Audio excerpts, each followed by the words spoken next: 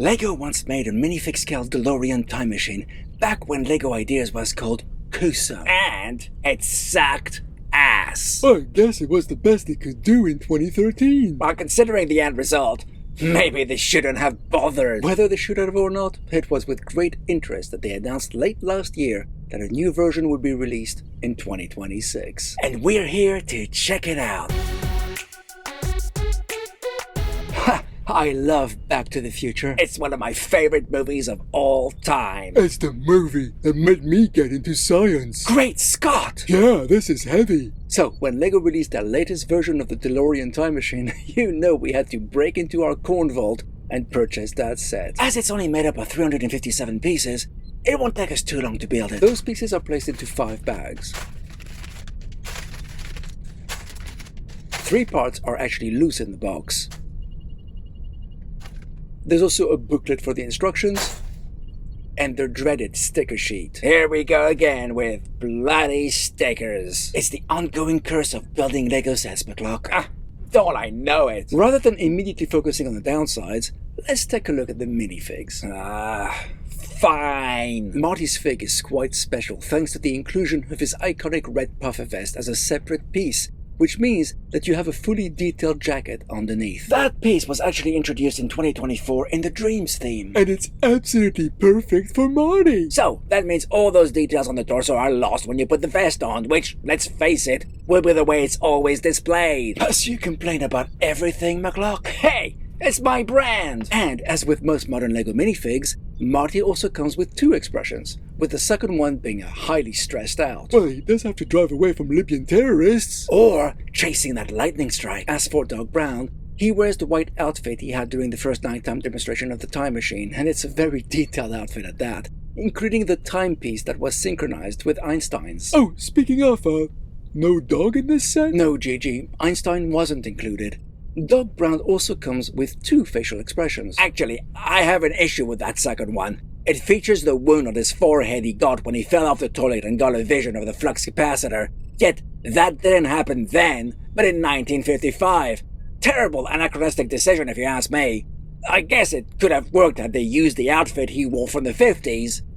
Except they didn't. Tell you what, McCluck, maybe we just stick to the first expression and leave it at that. Well, that's definitely an option. Another one would have been to use his futuristic clothes from 2015. Well, that's a great choice, but they already used that one for the larger DeLorean model, which is still available for sale if anyone's interested. We ain't got the corn for that, mouse. Okay, let's focus on the build itself, shall we?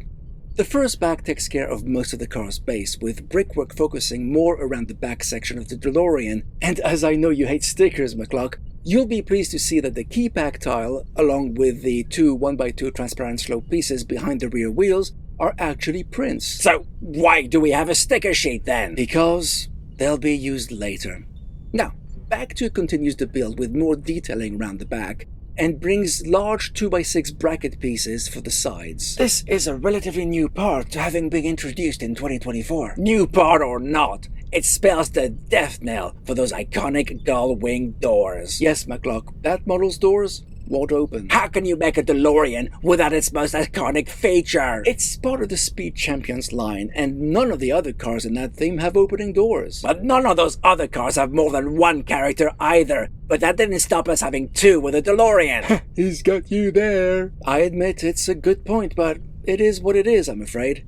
What I liked about the build with Bag 2 is the fact the rear fender is constructed upside down. And sadly, the DeLorean's emblem is a very long sticker across the entire length of that fender. And in addition to more somewhat complex gribbling at the back, we've got the assembly of the flux capacitor, which is actually a window piece. And get this, McCluck, it's a print. I really don't understand the logic between stickered parts and printed ones. No, don't get me wrong. I love those prints. But why not extend the pleasurable building experience by having all prints? Why the mishmash? Wish I had an answer for you, McCluck. Now, we used the parts in Bag 3 to practically complete the gribbling at the rear, which includes the massive exhaust fans on either side. That's one lovely piece for the nuclear reactor chamber. Glad we didn't have to put a sticker on that. It certainly is good, and so is that 1x1 black and grey tile on the side, which is a print too. But then again, why is the piece above it a sticker? On both sides, no less. It's confounding, that's what it is. If that confounds you, you'll be annoyed with the content of Bag 4, which is when we have to apply a large sticker over a 2x6 tile on either side of the doors, with another sticker on the inside for the plutonium chamber gauge. Stickers will be the death of me. However, the 3 time displays showing where you're going, where you are, and where you were, well, that's a print. Madness! Good madness, but madness still. And the whole model is complete with Bag 5. One thing I like is the long flexible hose that's used here.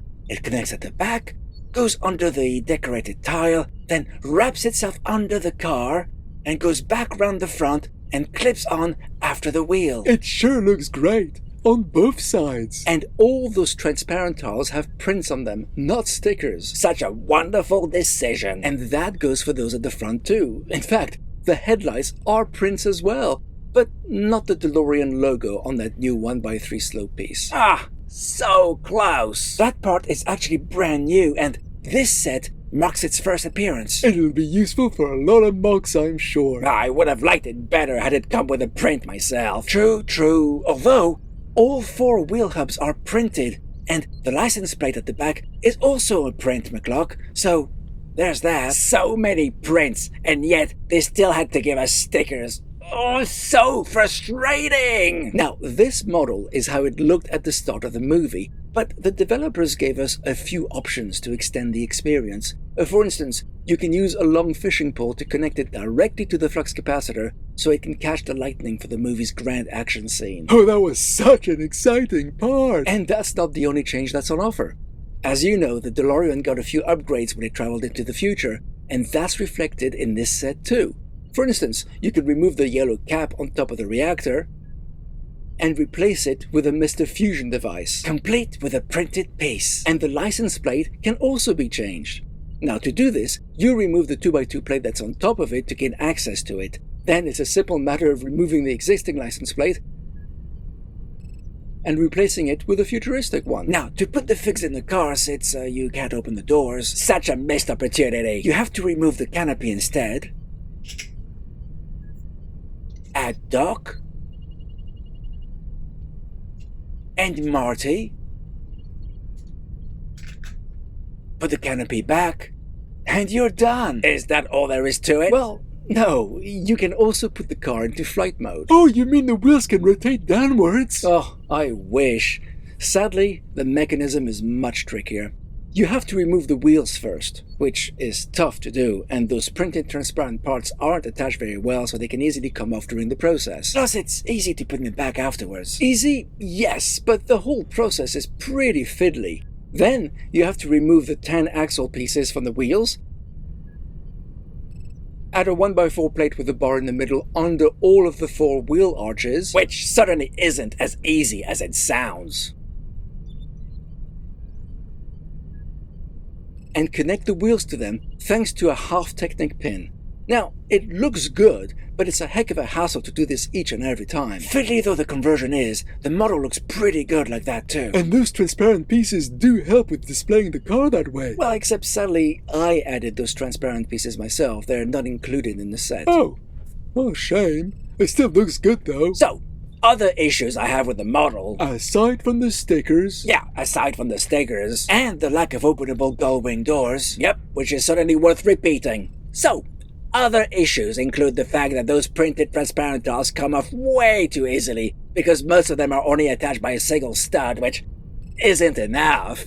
Plus, there's a massive gap between the hood of the car and the front windscreen. Well, you could also say that the car's hood doesn't slope towards the front, depriving this model of some of the original's iconic shape. But no set is perfect. But for $28 for a licensed set with 350 pieces and 2 minifigs, I think it's a heck of an excellent deal for a vehicle that looks pretty darn good. And I'm happy to give it 3.5 tentacles. But tell me, what do you think of this model? Do let us know in the comments, and if you like what we do, and how we do it, and you feel you'd like to help us out, please hit the join button and become a channel member. Or consider joining our Patreon instead. We'll leave a link to it down in the description. Thanks for watching, and we'll speak to you again next time.